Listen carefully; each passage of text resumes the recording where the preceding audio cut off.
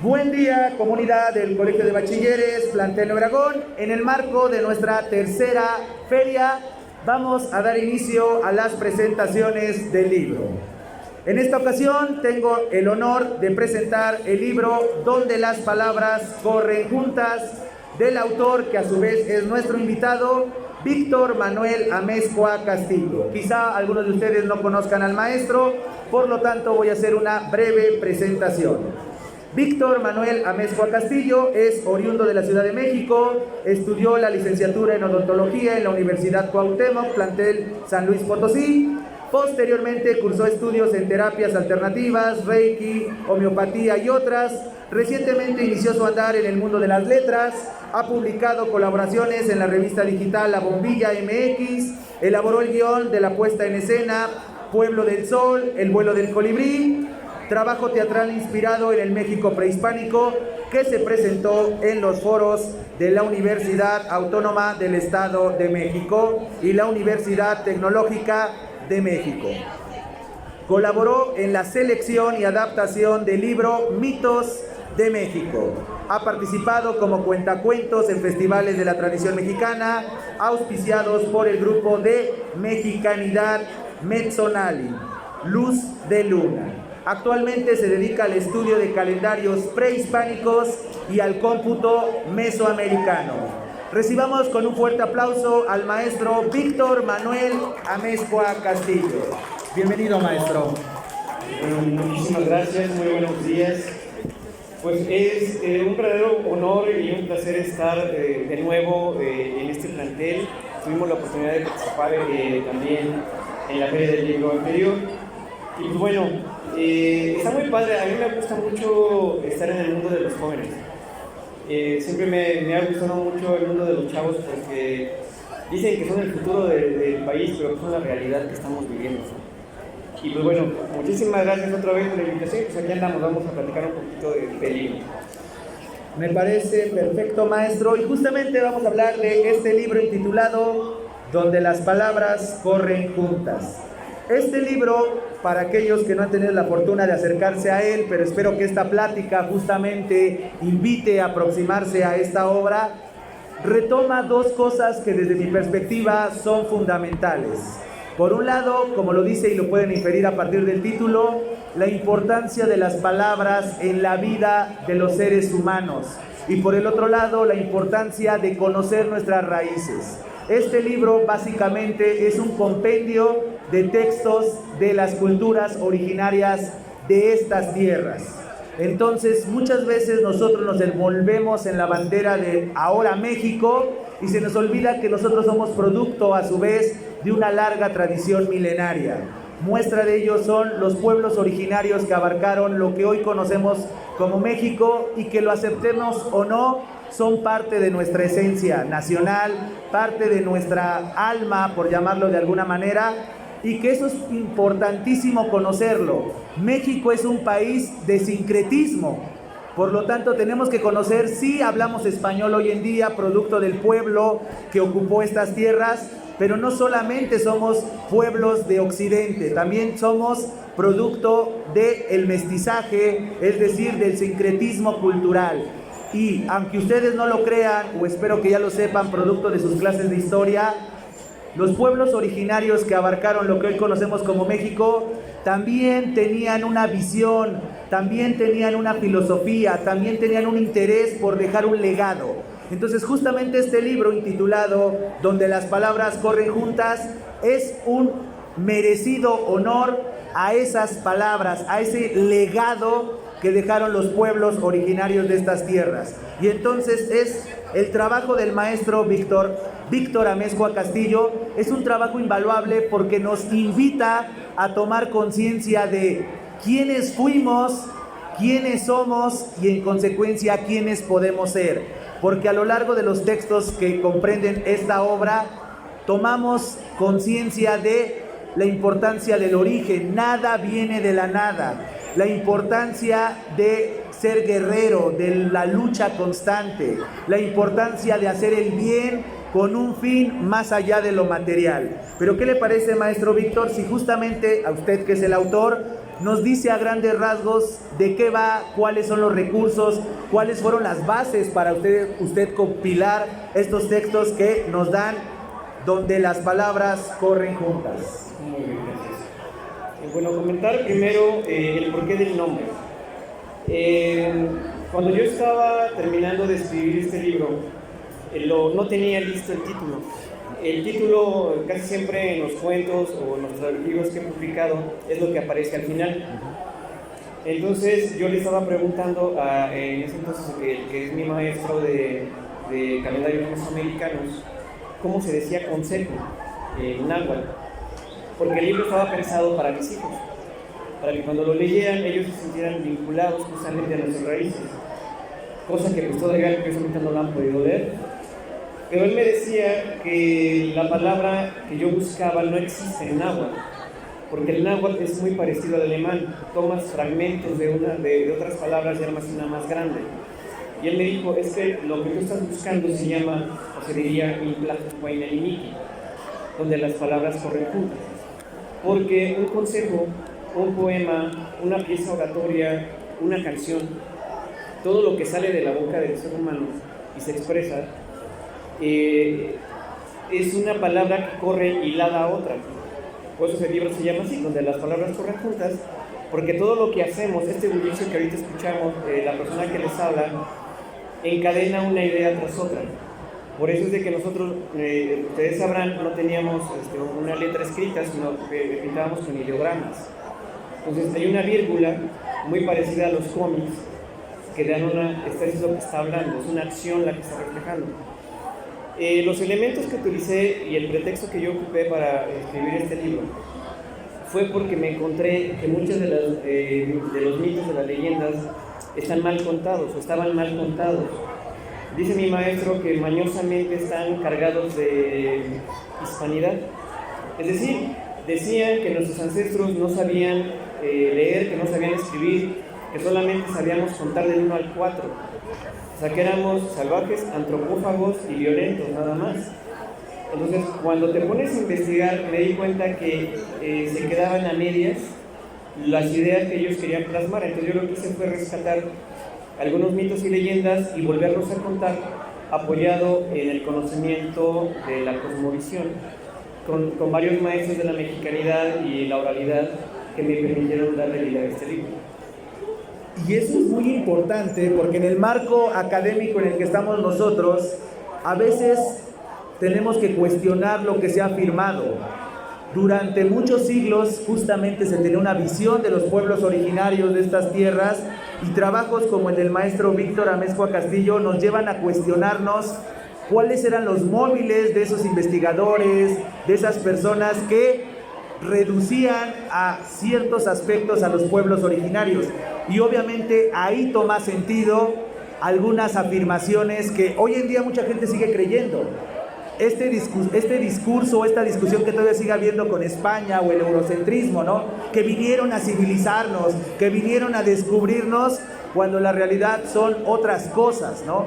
Y entonces justamente estos conceptos de otros investigadores como Miguel de León Portilla, ¿no? La visión de los vencidos, pero cuando uno se acerca a ese tipo de documentos, de testimonios, descubres que en realidad hubo ciertos aspectos, ciertos personajes que tenían otros intereses totalmente. Incluso aquí vienen los testimonios de cómo los europeos, en este caso los españoles, cómo le daban demasiada importancia al oro, cuando a nosotros de este lado del Atlántico no tenía la menor importancia. Tenían otros aspectos, principalmente de carácter natural, tenían mayor valor simbólico e incluso, vamos a poner entre comillas, material. Por lo tanto, el oro no tenía ninguna repercusión y ningún interés en comparación con lo que ocurría en Europa. Entonces, justamente, la invitación es que se acerquen a esta obra, primero para conocer esta vuelta de tuerca a ciertas teorías, ciertas afirmaciones que han tenido lugar a lo largo de la historia, y por el otro lado, aprender a leer entre líneas. Porque como muy bien menciona maestro, algo que caracteriza a las lenguas de los pueblos originarios era que eran aglutinantes, muy parecido a los lenguajes o a las lenguas germánicas. Entonces, Si ustedes aprendieran o se acercaran al alemán, hablando de las lenguas actuales que todavía están, como les denominan, lenguas vivas, aprenderían que justamente la mezcla de dos conceptos crea un nuevo concepto y eso automáticamente va generando una nueva visión, una nueva realidad. Y los pueblos originarios de estas tierras hacían lo mismo. Entonces, ¿qué le parece, maestro, si el siguiente tema que ponemos sobre la mesa es eso? Explicar o interpretar desde nuestra experiencia la importancia de las palabras, tanto para los pueblos originarios, que son el marco teórico o el marco de investigación del texto, y para usted, cuando se acercó a estos testimonios, ¿qué pudo notar de la importancia de las palabras para estas civilizaciones? Bueno, el ser humano, cuando se descubre a sí mismo como un ser pensante, algo que es algo distinto, algo superior, digamos, entre comillas, a seres, digamos, a mamíferos, digamos, inferiores, pues, de alguna manera, es la capacidad de hablar, de estructurar las ideas por medio de la lengua.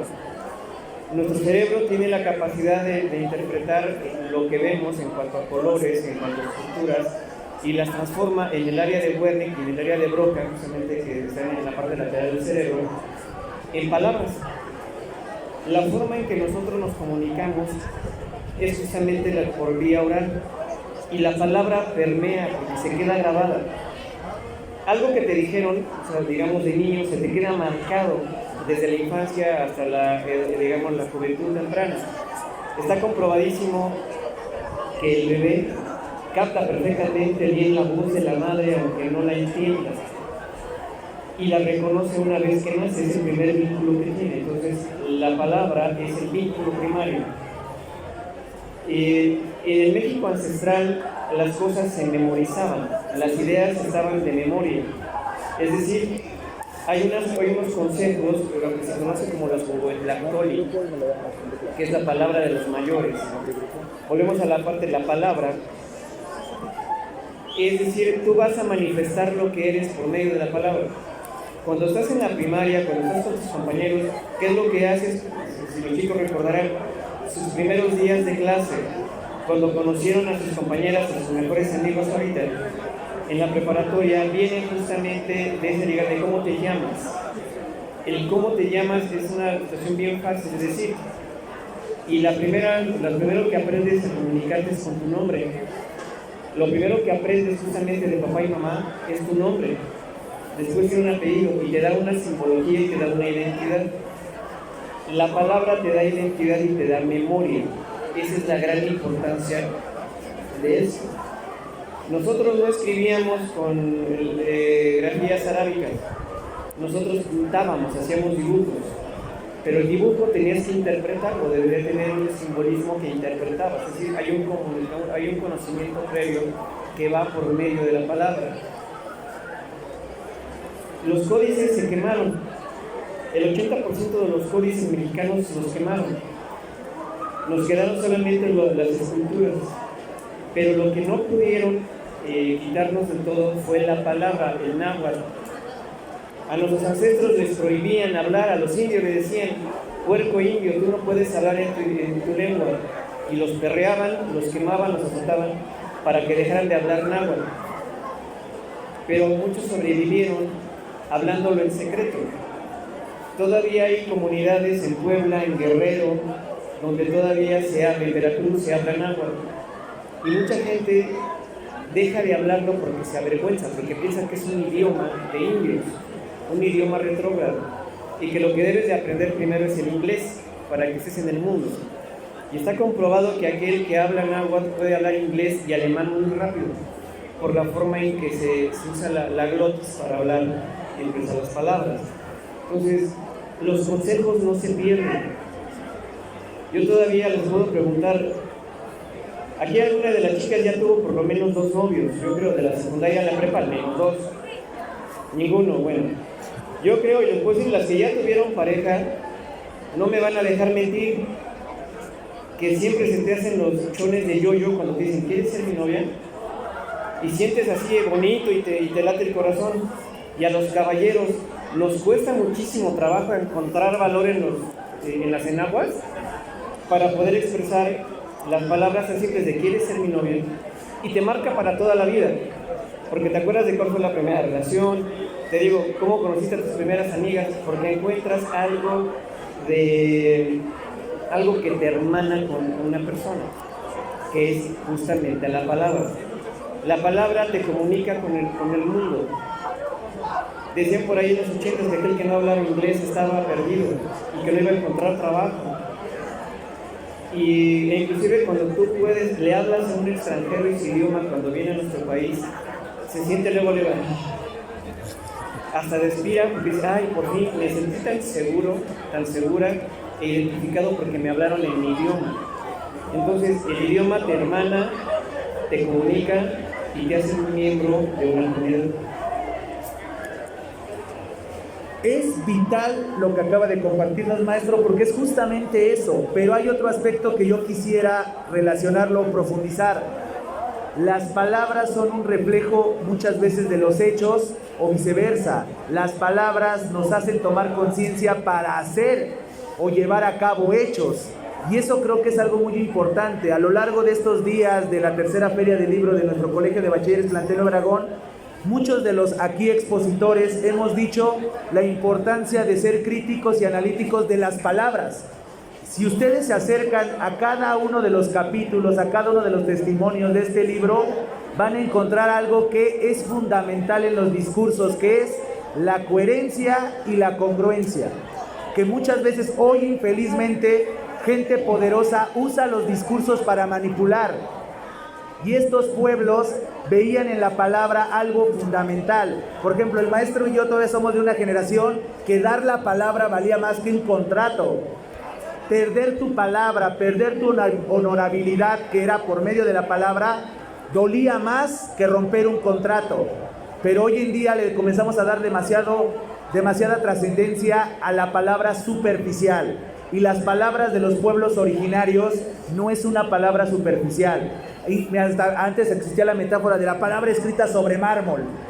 Las palabras escritas sobre los códices, que aquí lo podríamos hacer tropicalizándolo, eran importantísimos.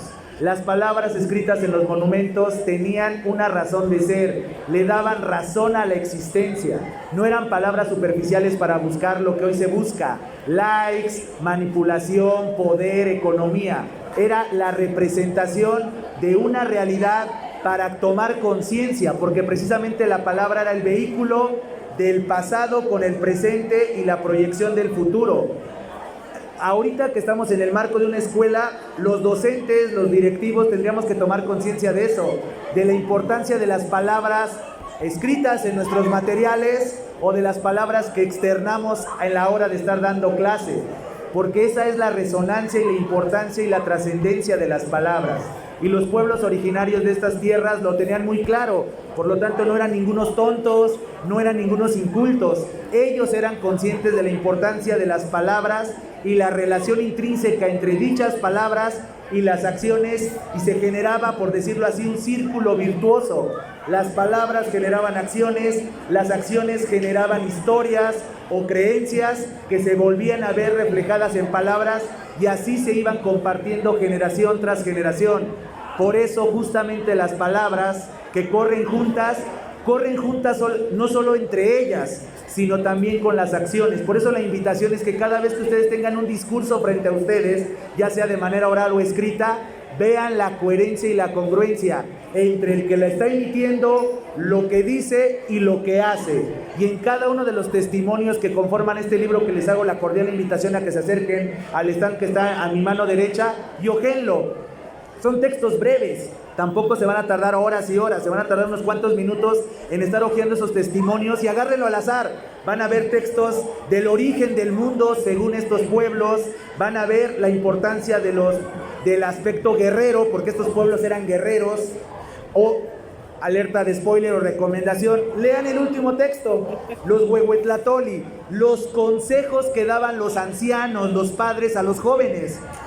Existía esa toma de conciencia de qué legado le voy a dejar a mi hijo, a mi hija. Le voy a dar un consejo de vida gracias a mi experiencia. Y entonces, como yo les decía, aplicando esta fórmula comunicativa que vemos en nuestras aulas, ver la coherencia y la congruencia.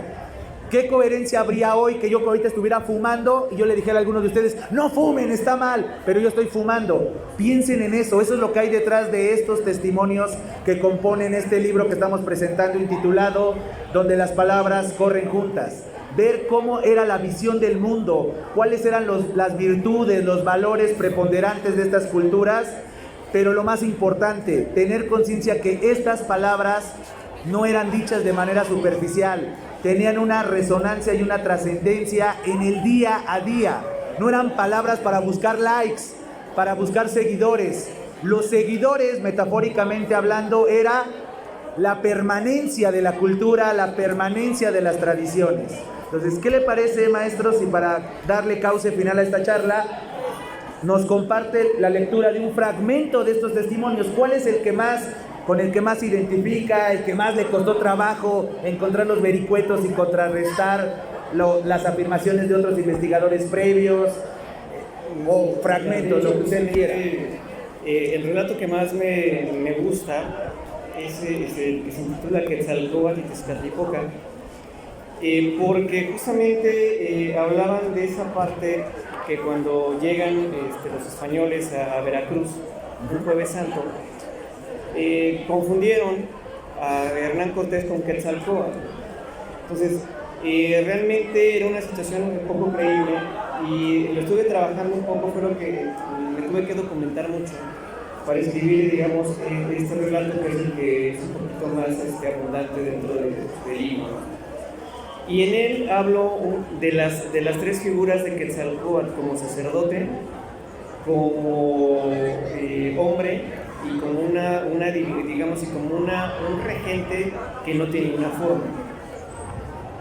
Y déjenme buscar una parte que es donde a él se dice que Quetzalcóatl, fue perdido por su hermano gemelo, la contraparte que es Tezcatlipoca, de ahí el nombre, uno era el blanco, el otro era negro.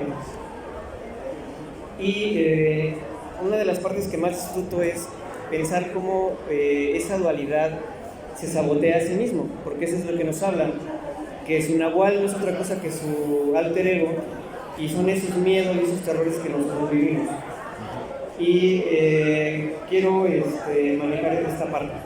Adelante, maestro. Es el capítulo, el episodio 4, y dice así: sin embargo, el descenso de los cielos y el tiempo transcurrido, en la naturaleza de Quetzalcóatl y la mente del sabio había olvidado la vieja charla con su hermano, ocurrida en esas regiones que están en lo alto, en el espacio invisible de los cielos.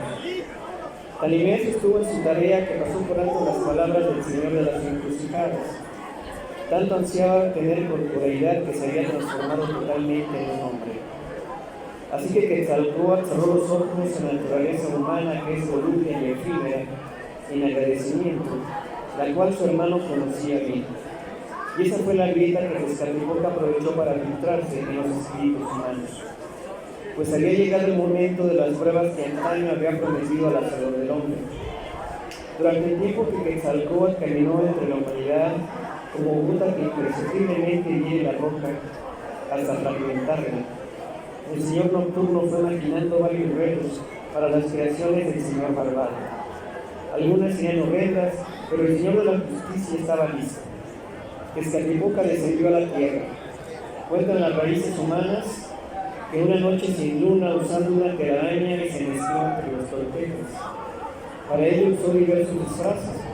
Fue vendedor de chiles, menesteroso. En ocasiones era tan simple y tan poca cosa como una pluma desprendida de la cola del colibrí, decía él, que pasó desapercibido. Sin que los hombres lo supieran, fue haciendo uso de su poder. Mediante sueños y apariciones horribles, puso una sombra de duda y de miedo en los corazones de los seres humanos.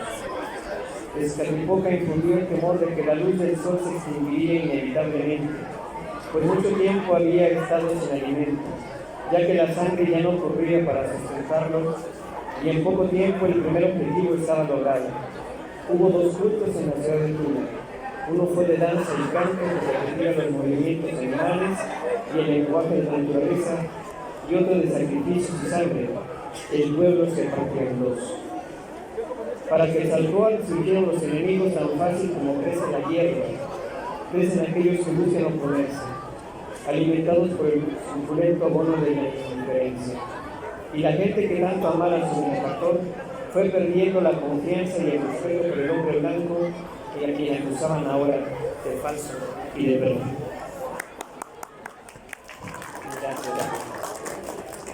Como pudieron observar, siempre va a ser importante que cuando nos aproximemos a este tipo de textos o a cualquier tipo de textos, vean eso que yo les decía. Vean de dónde viene, cuáles son sus intenciones, cuáles son sus recursos. Y en el caso particular de los testimonios que comprenden el libro del que estamos hablando, que insisto, la invitación es que se acerquen al stand que está a mi mano derecha y se acerquen justamente a este libro o este stand. También se comprende de otros tipos de textos de esta temática, leyendas, mitos, que nos van a facilitar entender la visión, la cosmovisión, la perspectiva de estas culturas, que a veces creemos que son lejanas porque tal vez nosotros no hablamos náhuatl, pero que en realidad tenemos infinidad de visiones, coincidencias, incluso tenemos palabras de origen náhuatl que son parte de nuestro día a día. Entonces, la invitación es a que cuestionen, a que analicen. Justamente el origen de esta charla fue eso, cuestionar la afirmación de muchos investigadores y entonces no conformarnos con que ya lo dijo tal vaca sagrada de la investigación. No, voy a investigar sus líneas de investigación, voy a investigar sus fuentes primarias, voy a investigar su interpretación de los códices para yo ratificar o rectificar lo que está afirmando. Y eso aplica tanto a este tipo de temáticas que implican la etnografía, la antropología, la lingüística y cualquier otra disciplina. Siempre cuestionar, no seguir por seguir, sino siempre cuestionar los por qué, los cómo, los para qué, porque esa es la vida real. El mundo real es aquel que se conforma de confirmaciones, y confirmar implica investigar. Afirmar implica ser comprometido. Si no nos comprometemos, automáticamente corremos el riesgo de ser manipulados, como fuimos manipulados nosotros como mexicanos por ciertos investigadores, por ciertos testimonios. Por ejemplo, esta mención, y con eso le doy cauce final a esta presentación, un fray Diego de Landa, no, un perverso que quemó códices porque él con su cosmovisión quiso enjaretarla a la cosmovisión de aquí, entonces veía como demonios a ciertos personajes, ciertos cultos, ciertas acciones las veía con cosas demoníacas cuando aquí no existía ese concepto. Entonces esa malinterpretación, esas anacronías, esas sobreinterpretaciones, ¿a qué derivó? A que perdiéramos grandes testimonios. Y ya cuando les cayó el 20, quisieron retomarlos, pero tenemos infelizmente testimonios fragmentados. Ya no tenemos la cepa de esos testimonios. Y entonces la invitación es que sigamos cuestionándonos, sigamos investigando tanto estos temas que son nuestras raíces también. Muestra de ello es uno de nuestros símbolos patrios. Tiene un simbolismo de estos pueblos originarios, no de los españoles que después ocuparon estas tierras. Entonces, para terminar esta conversación y esta presentación, maestro, ¿qué quisiera agregar para ya despedirnos? Pues nada más agradecer de verdad la oportunidad de estar conversando con los muchachos. Agradecer que hayan tenido la paciencia para estar a su servidor. Y pues bueno, nada, invitarlos a que consuman no solamente la lectura que yo les puedo generar. Habemos otros escritores. Yo tengo la fortuna de venir de familia de escritores. Hoy me acompañan mis dos hermanos. Ellos también escriben, ellos son más estudiantes que yo. Pero decir que así como hoy los muchachos ganaron escribiendo cuentos, escribiendo calaverita, todos tenemos la capacidad de plasmar y escribir lo que queremos plasmar. Decirles que tienen la grande oportunidad de estar preparándose, de estar estudiando, que aprovechen cada momento y cada instante en estos salones, porque es una etapa que solamente se vive una sola vez y que de aquí parte el futuro de cada uno de ustedes. Agradecerle de verdad a las autoridades, agradecerte por la gran oportunidad de estar aquí con ustedes. Y pues si en este momento no tienen la capacidad de adquirir el libro, no tampoco sea tan oneroso, me pueden seguir en mis redes sociales. En Facebook estoy como Víctor Amezcua Castillo, de igual manera en Instagram. para que me hagan favor, si lo quieren, de verdad, podemos concertar un lugar para que lo tengan. Y también está en la librería El Sótano, en Ciudad de México, en Coyoacán y en Querétaro. En cualquier caso, si van para allá, ya la pueden conseguir. Muchísimas gracias. Pues infinitas gracias, maestro, y despidamos a nuestro invitado, el maestro Víctor Amezcua Castillo, con un fuerte y merecido aplauso. Gracias.